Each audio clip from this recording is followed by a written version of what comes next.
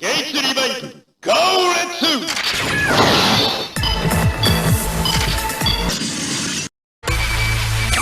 Rider time!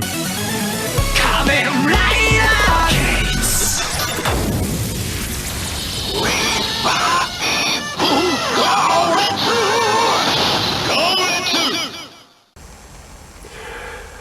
Hello YouTube, this is Charlie426, and today we have the review of the P-Bandai exclusive, or P-Bandai exclusive, SHF Kamen Rider Geiz Revive. Now this rider is from the Kamen Rider Zi-O series, and once again, among the series, this was like the only rider I actually cared about, especially this form. And when they announced the SHF figure, I really wanted to have it. But at the time, once again, it was very expensive even for pre-order, so I had to skip on it. But after waiting a few years, there was a person selling his collections. Basically, he was quitting the hobby, and he sold this to me for $60, and I am very happy. And the condition was fantastic, so thank you for that person. And now let's get on to the review. So first of all, this is Kamen Rider Geiz's final form, or his ultimate form in the main series. Granted, he has this other form that's called Geiz's Majesty from a movie, but I don't think that counts at this point. So, now, for those who know Kamen Rider, riders tend to have either a upgrade form or an alternative form. And the alternative form is basically, it's not exactly more powerful, but the alternative form provides new methods of fighting, like, for example, having a more long-range weapon, or being able to fly, or be more speedy, or something like that. Now, in this case, this one is also technically a power-up form, so it's an upgraded form, but this upgraded form actually has an alternative form, which is why we actually get a bunch of these parts as well. I'll get into that later. So, yeah, so right now what you see on the stand here right now is Kamen Rider Geiz Revive Goretsu form. So Goretsu form is basically based on power, so he's more based on power and defense. And then he has this blue form called Shippu form. Shippu is more based on speed, as you can see. And I believe he's able to fly around a bit. Alright, so before we go on to the articulation, let's see what we got. So first of all, let's go over components. So first of all, what you get, of course, is the rider himself. And hand-wise, I already gave him the fist hands as well. And we get the belt, the Jiku, the Jiku driver, I believe that's what they call it. And then we have the Geiz ride watch and the Geiz Reviver ride watch on the belt as well. And then on the wrist, we all have these random ride watches as well. Now, technically, some of these should be the one that turns into a motorcycle and other Kamen Rider ride watches, but we still get the plain gray ones as well. I believe we do have a specific one that is silver right over here, and yeah, I believe that one is technically supposed to be a ride watch, or a more specific one. Sorry about that. All right, so here are some other components other than the alternative armor. So here we have two more sets of hands. So currently we have a more trigger hand or multi-purpose hand. So these hands are basically the ones that you're going to be using when holding weapons in this case. And then here we have a fully open hands for posing. Once again, nothing too special about these, but those black and white color scheme definitely has that skeleton feeling for some reason. Alright, and then here we have the weapon. So I believe this one is called the G-Con Jack Claw or something like that. Let me recheck that one more time. Yeah, this is called the G-Con Jack Claw. So currently this one actually has two forms at the moment. So this one is in its saw blade form, and then basically you can take this off and then attach this right over here. This is actually a part for this thing. Now, technically, the way how this works is that in the series, or as the toy, the saw blade would actually rotate inside there, and then you were able to pull out the claw in this format, basically. I believe I messed up the sequence, but basically, yeah, you pull out the claw, then you attach the piece.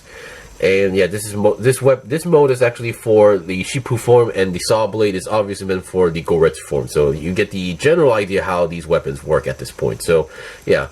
I mean, too bad it doesn't actually, rotate in, but still, being a figure meant for a small figure, I guess this is okay. And then here we have a top part which we can actually get an extra ride watch. It could be this one or any other ride watch piece you can. And then you can attach it right here to do a more powerful finisher move with the weapon as well. Oops, wrong way. There we go. And then, let me just get rid of these for now. And here we have the Geiz Revive ride watch. So, as you can see, I already have one on the belt. Now logically, when you think about it, you should have only one more extra, but we have two more extra. And here is where I should have done the research, but I just couldn't. I didn't have much time or will to do it. But so basically, here's what I know. So sometimes when a figure is released, sometimes there could be, it's not too common, but it does happen time to time where there could be an error with the figure on the production itself. So here is another rider watch. This one is meant to be, so in this form, when the red text section is on top, it means it's for the Goretsu form, and if the blue one is on top, that means it's for Shippu form. And in the series, basically, the way how we swap forms is that he doesn't actually detach, but he actually just rotates the front and would, you know, change places. So that's how it works. So, but in this case, this is being a small figure, it doesn't actually rotate, so you just have to take off and then get the alternative one and then plug in. Or you could just get one and then rotate and replug in. That technically works as well.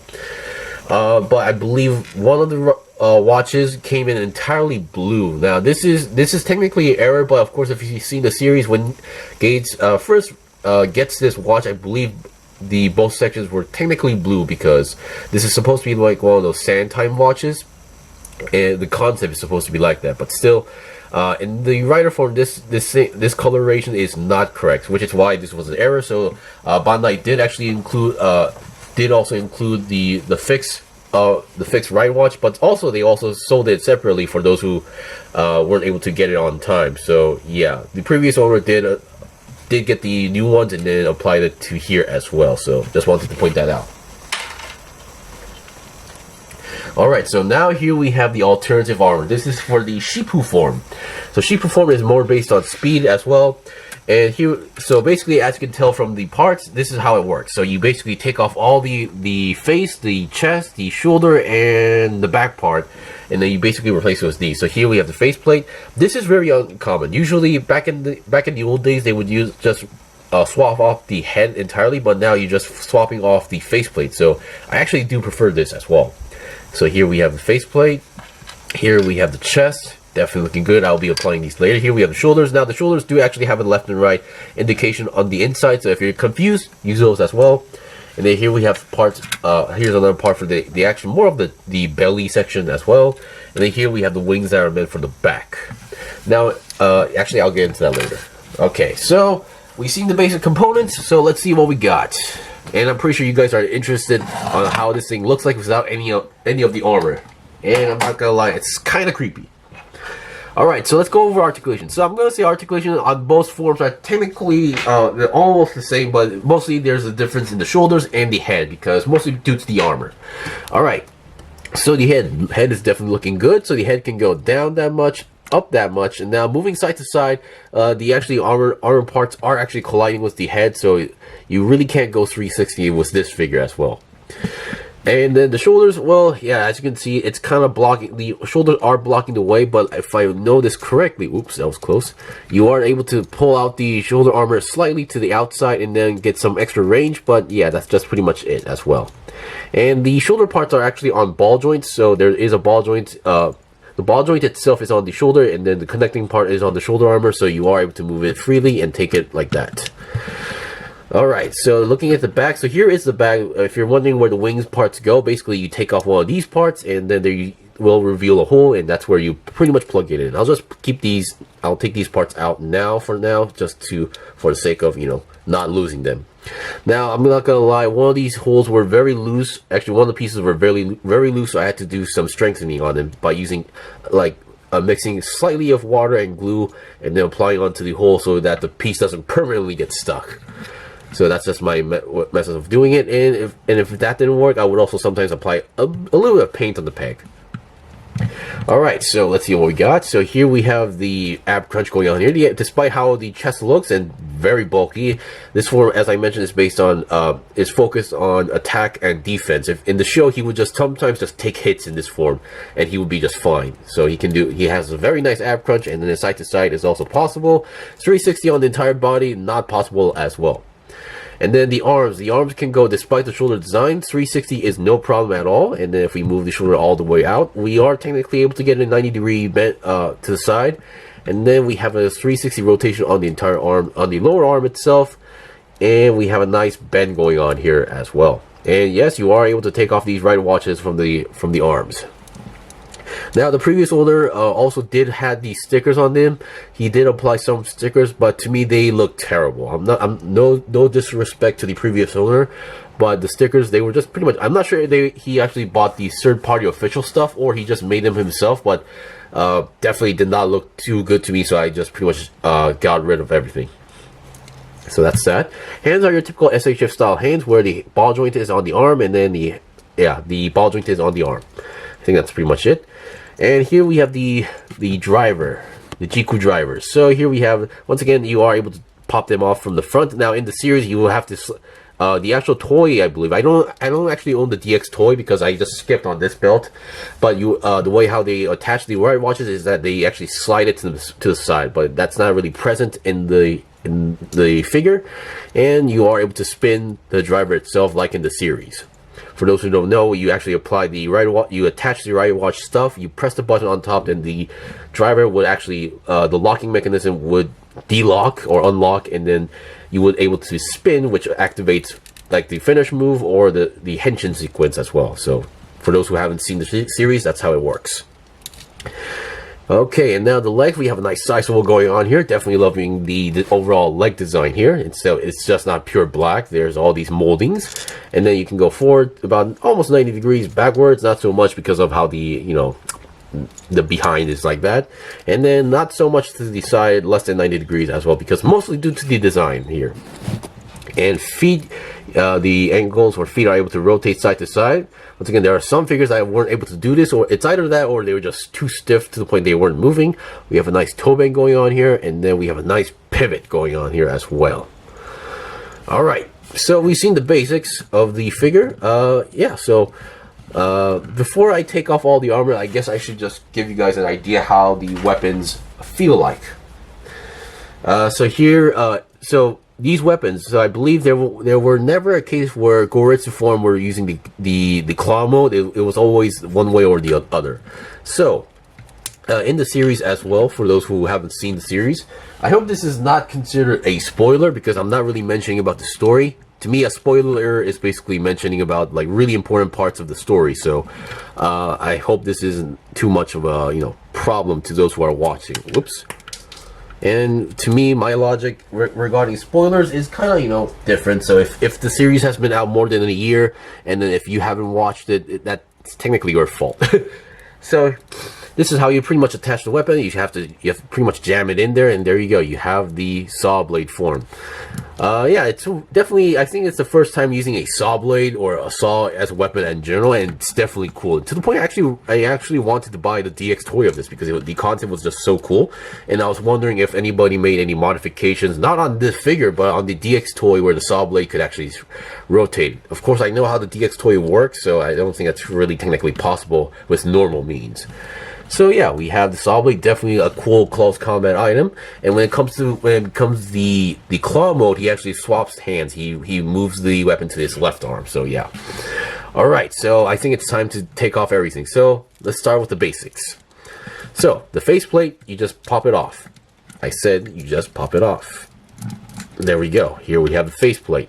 Now, already at this point, that's already creepy to me, or for my standards. So yeah, then you pop off the right watch just in case. Those are one of the pieces that's really easy to lose. You pop off the chest armor. Now it's definitely looking a little bit skinny, and then you can pop off the shoulder parts. They're on ball joints, so they technically do pop off a little bit easily. No, not easily, but yeah, it's fairly easy to take them off. And then you have the chest belly side. You take this part off, and there you go. Here is the empty version of the figure. So I think for those who bought this figure, it's either they really like the rider itself, or they wanted to use this format to make their own rider. So that's just me, but still definitely a interesting concept, because up to this point I don't think there were any figures that did this as well. All right, so yeah, I'll be right back with the Shippu form as well. Okay, I'm back. So here we have the Shippu form. Now, in general, when you look at it compared to the more bulky and chunky look of the Goretsu form, this one has a more standard, the slim standard rider format, so that's pretty good. And when he's in this form, the weapon actually automatically transforms, and he swaps it to the left hand as well.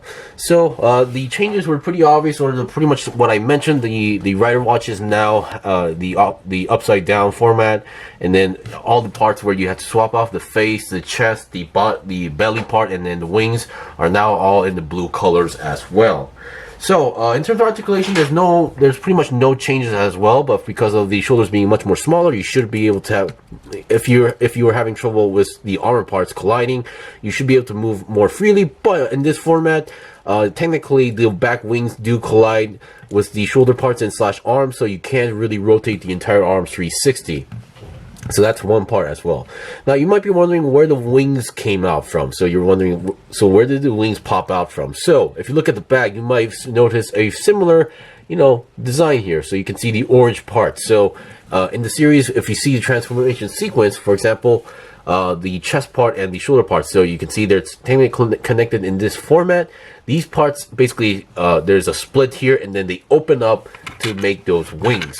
So, and when this was first announced, I was kind of personally hoping that the transformation sequence would be actually possible by actually opening up the chest. But once again, that would be a little bit problematic for a certain articulation, especially the shoulder parts, because that means that the entire shoulder and the armor, the front part has to be actually connected. Like these two parts have to be connected, and that would definitely hinder a lot of movement. So I think they made the right choice regarding that decision.